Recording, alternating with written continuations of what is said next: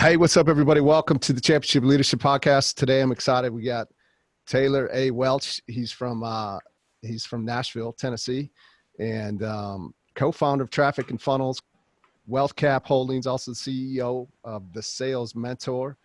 And most recently, he's got a few different podcasts, Traffic and Funnels podcast, but also one that just recently just put out called Daily Mind Medicine. So definitely check that out. You can find Taylor at Instagram and Facebook at Taylor A. Welch, and also more about him and his company at trafficandfunnels.com. So appreciate you taking some time to be with us today, man. Thank you. Yeah, it's great to be here. Thanks for having me.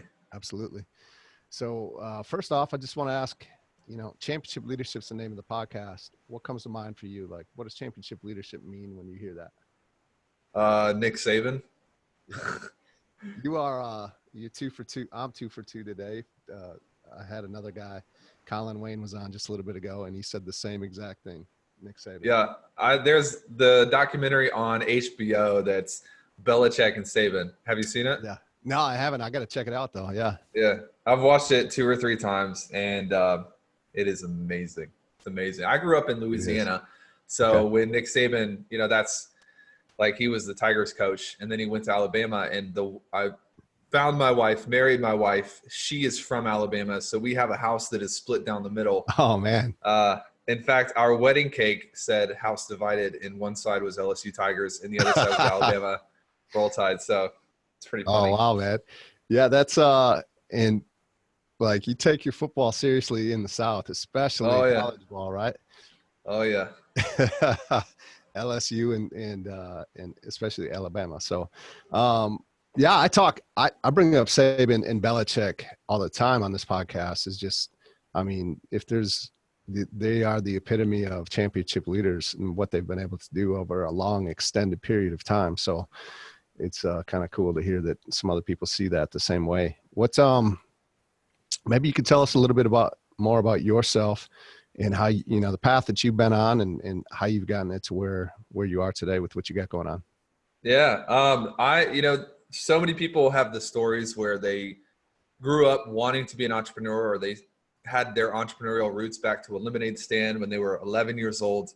I didn't have that. I did not ever want to be an entrepreneur. I didn't know what an entrepreneur was. I didn't have the vision for it.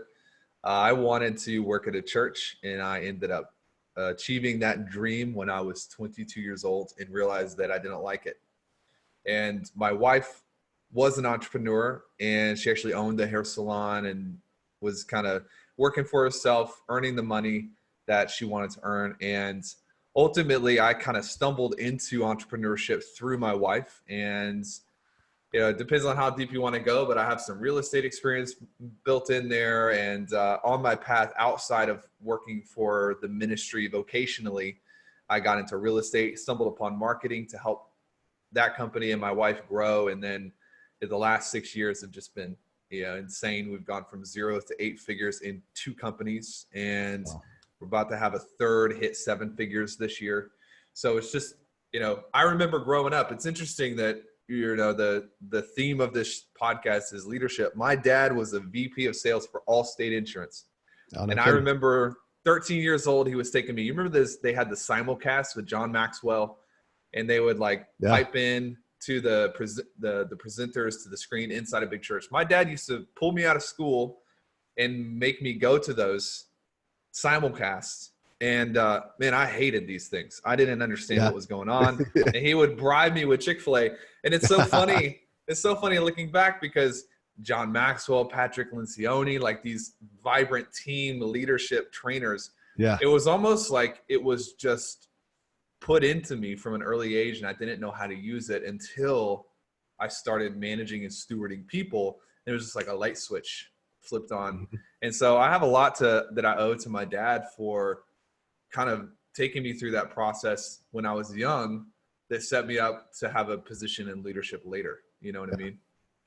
Yeah, it's incredible that your dad did that. And like you say, John Maxwell, man, you talk leadership. I don't know how you don't say his name next. Usually, he's just like, yeah, he is the king when it comes to that space and that conversation. I know me personally, I found him probably 20 years ago, and have like just consumed everything that he's put out. And he's an incredible speaker, incredible author.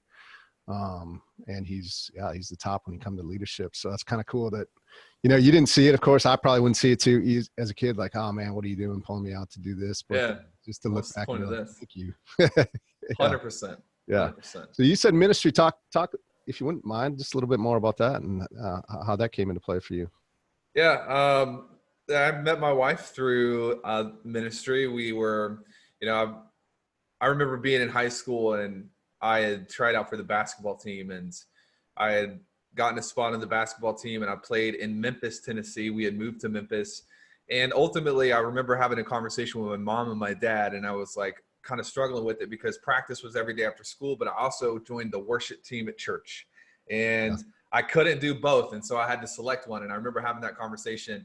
And ultimately, I wanted to become a pastor. And so I dropped out off the basketball team so that I could be at practice for the worship team at church. And, throughout my whole childhood is a thread of, my parents raised me in church. And I think my mom tells a story of when I was a little kid, 3 or 4 years old, and people asked me what I wanted to be. And I wanted to be a cowboy preacher. I want to be a preacher to cowboys. Just a kid. So That's from awesome. early age. And so I took a full-time position at a church in Memphis. And at that point, I had moved and I moved back to Memphis. And so I was getting married, and I was actually over all of the volunteers for production in a church in Memphis, pretty good sized church, 6,000-7,000 members. Wow. And, I look back on that time of my life, and it was a time of testing. I was being challenged because I was a kid running a whole ministry of volunteers. I didn't know what I was doing. I messed up probably more times than I could even count. And it was hard because I thought that this was my dream to go in and become a pastor, but it wasn't my dream. I had a different picture of what it would look like than what reality showed me. And that was really the first time in my life up to that point where I had worked so hard for something, and then it turned out to kind of feel like it wasn't worth it.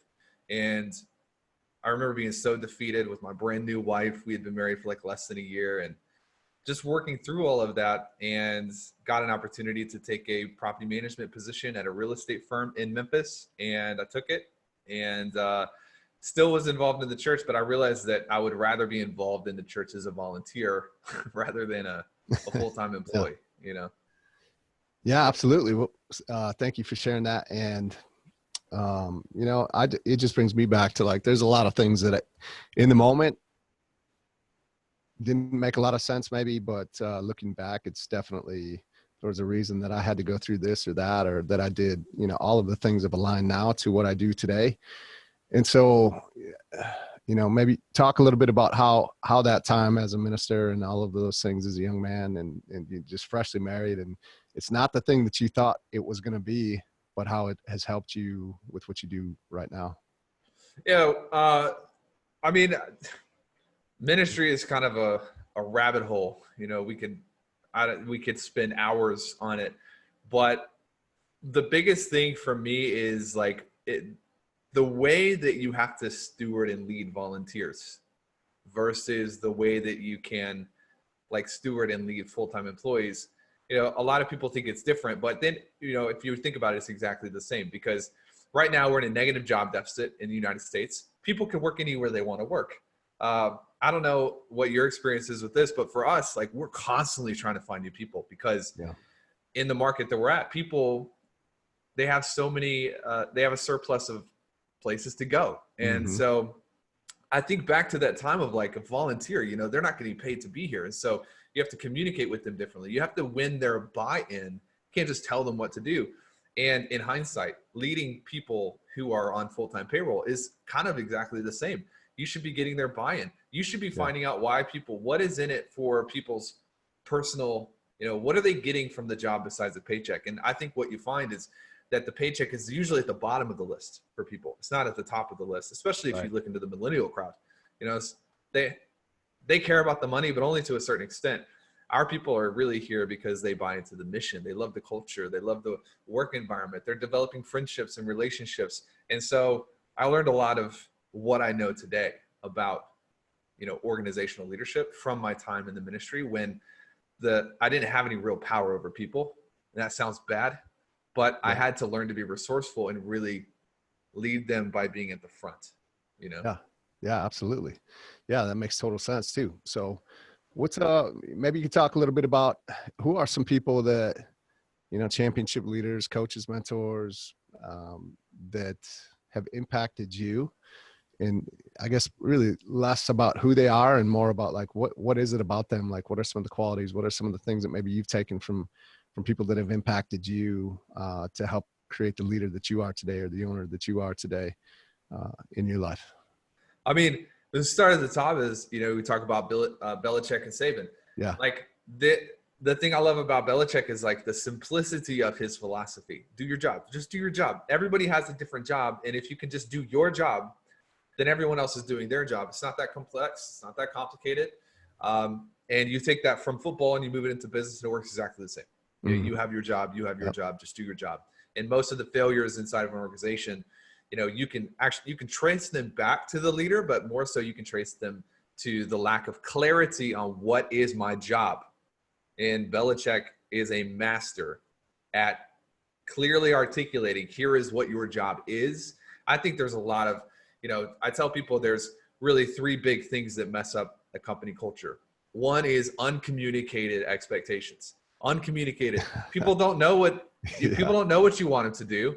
And then you're getting on to them because you have an expectation that they never really knew to meet. The second is miscommunicated expectations. This happens all the time.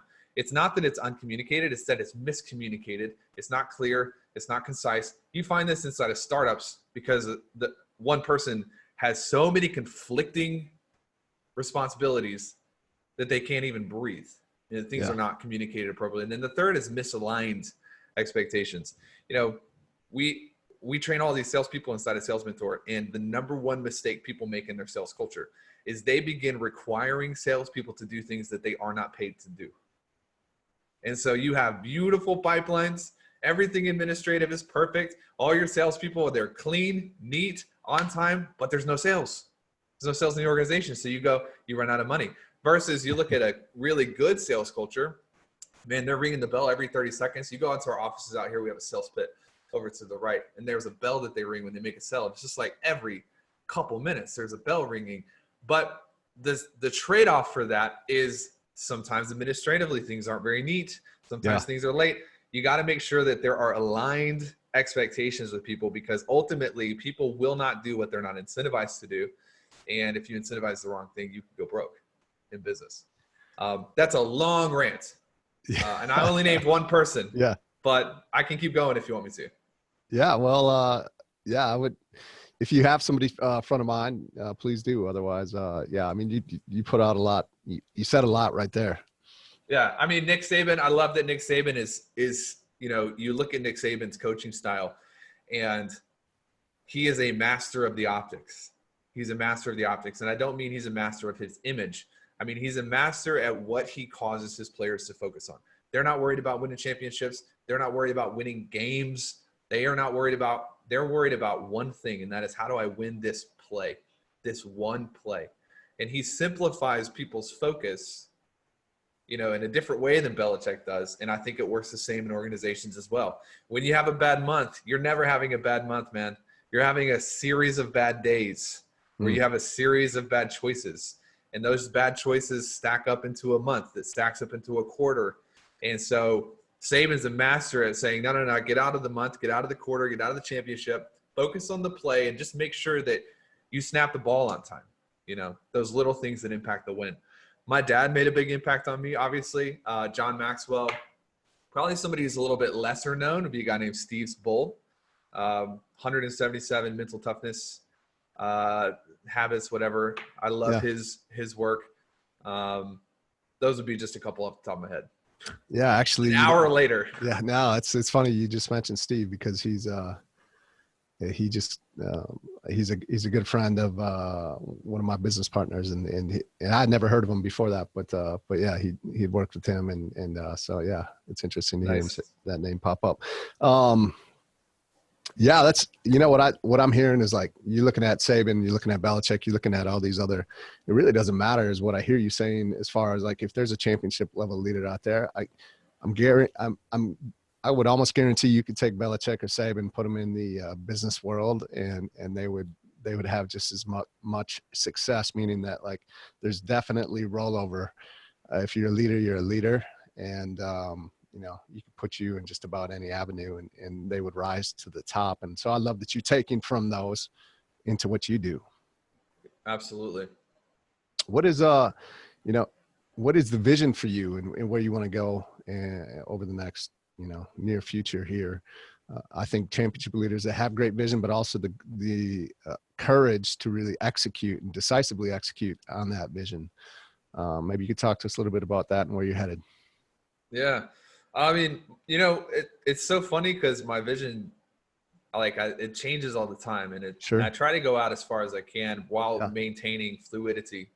You know, like my first goal when I started in marketing, the furthest I could see was I was going to replace my wife's income and then sit at home and just have fun. Yeah. And obviously, I had more drive than I gave myself credit for. Yeah. But now with traffic and funnels, we're in a season of replacing ourselves with our leadership team. I probably spend 10 to 15 hours a week right now inside of traffic and funnels. This is the business that could go on and probably hit 40, 50, 60 million a year, and I won't be involved. Mm-hmm. The way we're doing that is just spending time with great leaders and letting them make mistakes so that they can be trained in the process. A How lot of important is that? people, Yeah. it's devastating to a new leader when they are penalized strongly for a mistake that is actually required for their training. You're going to have to throw interceptions to learn how to be Tom Brady. Right. And if there's a fear culture that's built into a staff, then they can't do that. And so most of my time right now is actually spent like trying to help people prevent mistakes without telling them what to do. And that's interesting. It's like That's powerful, right? it's a new season to be in. We'll go all in on the real estate stuff, and TF will continue to grow. But I think over the next 3, 4, 5 years, we'll cross the 9-figure mark with real estate, and we'll just see, like, we'll just keep growing. I mean, my goal was to retire when I turned 30. And when I was 28, I had the opportunity to retire. And I thought about it, and I was like, you know what? I love what I'm doing. And now I'm just playing for the game. There's really nothing keeping me going outside of, I just really love the game. I had a new baby girl born last year. She's almost a year old. And Awesome. the older I get and the more influence is given me, the hungrier I get to play at new levels. And I think that's what young leaders really need to focus on. What's the bigger game here? Because Saban's not coaching for money anymore. Right. And I don't even think he's coaching for his image, or like, I don't think he cares about the records anymore. Yeah. I think he loves his guys, and he loves it when he can take them into a place where they're playing in the NFL. And in that documentary, he's like, Belichick's the only guy who calls me and asks me what I think about players before he recruits them. And I think that there's something to that. Like, I love the process of giving people more. I love the process of walking them through their first experience with this staff or this staff. And it sounds kind of cheesy, but I just love the game. So I don't even care what's next. It's just like going to be fun. Yeah. I mean, it's, it makes total sense to me is that, it sounds cool when you're younger to say, I'm going to retire at 30. But if you're like someone like yourself, that's just driven and just loves the game, just like a Saban does, just loves what they do and the impact that they make, you're never going to retire, but it's never going to feel like work. It's just going to always, So that's great. I love it. What is a time in your life, I ask this question often, and it's just great for people to hear, the critical moments in your life where you could have made a different decision that you did and would have you somewhere completely different in life, but you did have that courage to make the decision you did. Because I think a lot of people, oftentimes the route they want to go is the one that's not the sexy route. It's not the popular route, but they just feel drawn to go that way, but they got everybody else maybe pulling them a different direction. Maybe it's a safe play, whatever you want to call it. Right. But had you not made the decision you did in this moment, you could be somewhere completely different. Is there a time that really pops out to you could share? I think there's probably a dozen times Of course. that pop out. Yeah. And I think if you ask yourself that question and you can't think of a moment like that recently, that should scare you. Yeah. Right. Because you're probably sitting in a stagnant pond, not growing. But probably the most recent was just the decision to get into the new business of real estate. In the marketing worlds, we kind of got to the top pretty quickly in terms of size, revenues, staff size, et cetera, client rosters. And I think there were a few moments that it's like, we could just keep all this money in an account and live off of this for the next 20 years. And so it was a bigger decision of me and Chris, who's my business partner, of really deciding we're going to put a substantial amount of capital into a new venture and really figure it out. But in hindsight, I'm glad that we did, because there's, most of the times when you make big leaps and big decisions, it will expand your optics further out, and it'll actually take your vision and pull it out further. Yeah. And the reason people can't see is usually because if you look backward, how many risks have you taken in the last 6 months? How many uncomfortable positions have you been in the last year and a half? They don't have any risks. They're not growing. So like, what's going to happen with your vision? You're just going to shrink. It's that age old, those without vision perish. And it's true. And it's true biologically. It's at a subcellular level. It's not just woo woo. I had to make the same decision when me and Chris decided to partner, because I was doing fine by myself. I didn't need anything. So many moments in the last year and a half that I could probably bore everyone to death with. But moral of the story is, to somebody just starting out, my life is terrifying. It's risky decision after risky decision after risky decision. But for me, the riskiest thing in the world is to stay put, because someone else will come cannibalize you, And so it's really, my view of risk is probably quite a bit different than most other people's. Yeah, but I think you just said it right there. I mean, for those listening, what the biggest risk of them all is for them to just stay put and not choose and move. So yeah, thank you.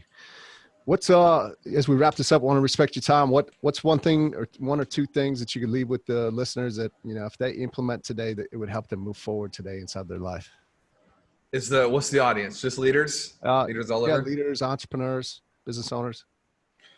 When my daughter Kate was born, my MO, my history was, I would say the truth no matter what the cost. And my mind, I justified maybe not showing up the right way because of what I was saying was true. Truth was the only thing that mattered.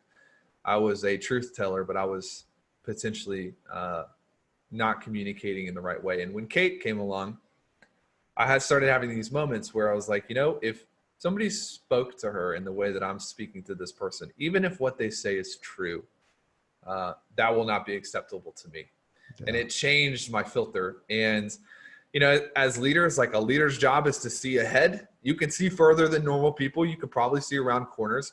And sometimes the temptation for us is to let that make us feel superior. Where we can communicate however we want to communicate because we're right, and we freaking know we're right. But I have learned that the most appropriate thing that I can do for somebody, if I'm trying to give them vision and I'm trying to steward them or correct them, is first to make sure that they know how much I care about them personally. Mm-hmm. Everybody who works for me knows that I care more about them personally than I do what they can do for my companies. And I think when you have that relationship, you are able to communicate powerfully, with strength, with conviction, but you're able to do it without offending that person or making that person feel little. I don't want to be the guy where people spend time around me and they're like, he's right and he's obviously successful, but I just felt small around him. And I think I was becoming that person. And thank God for Kate and for just the ability to learn lessons, because I want to make people feel bigger. If you can make people feel bigger, then you will always be able to make them better. But if people feel smaller because of you, you won't be able to make them better. Yeah, that's powerful. Thank you. Yeah, I appreciate that. That's awesome. It's awesome to hear that you were able to make those shifts in your life as well, you know, because I think a lot of people, especially at a younger age, will go and they won't recognize it, they won't see it, and it won't be until late in life when they realize it, when it's too late, right? So Yep. it's awesome that you were able to make that shift, and of course, children have a great way of doing that for many of us as well. So Yes, I do. appreciate you being here today. What could you tell just real quick? Like, I know Daily Mind Medicine's the latest podcast that you guys got going on. Maybe just tell the audience a little bit about what that's all about and how we can, you know, find that. Yeah. About a year and a half, 2 years ago, for our higher level clientele, we started doing these things, the Mindset Mondays. They were basically Facebook Lives or Zooms like this. Because of how much we have going on, and the requisite resistance we have to battle through because of the size of our businesses. I've learned that everything is about thinking. Everything is about thinking. Honestly, like the way that if somebody's going to model or copy me, don't copy my copywriting or advertising or sales or anything, but copy how I think, and you will reproduce everything that I have. And so a lot of people started asking us, man, it'd be great if you had a mindset product. It'd be great if we could buy a mindset product. So we have 30, 40, 50,000 customers a year that come through TF. And we just were like, let's make the decision and let's publish a daily mindset training where people can listen to it, and like a daily supplement for your brain. You can slowly train yourself to think how the leaders of the world think. And so it's really powerful. It just actually, I don't know when this episode will launch, but it actually dropped today. Like today was the first episode. Okay. And people are raving about it. dailymindmedicine.com, and you can pick it up. It's 3 to 5 minutes every single day. So easy commitment. That's great. And yeah, today's March 2nd, 2020. So we'll get this out definitely within the month, but I really appreciate you being here and taking some time out of your day, man. Thank you so much. Absolutely.